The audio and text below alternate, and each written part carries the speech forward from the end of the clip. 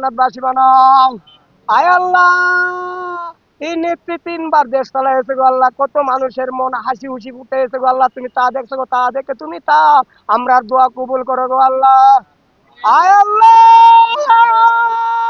তুমি বিনয় আমরা আর কোথায় চাইবো গো আল্লাহ। তুমি সর্বশক্তিমান, তুমি 18,000 মাগলবকে মানুষ বানাইছো সেরা, তুমি আমাদের অনেক হাউ সুন্দর, অনেক খুশি হইয়া বানাইছো আল্লাহ, তুমি আমাদের দোয়া কবুল করো গো আল্লাহ। আল্লাহ, শেষবার মতো বলতাছি গো আল্লাহ, তুমি আমাদের নেত্রীকে, আমাদের মাকে তুমি জান্নাতবাসী বানাও। আয় আল্লাহ, এই জিয়া পরিবারকে তুমি রক্ষা করো।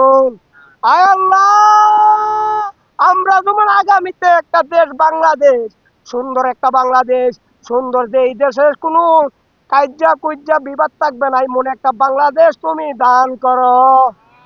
আয় আল্লাহ, সবাই যেমন আমরা ভাই ভাই হইয়া থাকতে পারি, তুমি তা তো দান করো।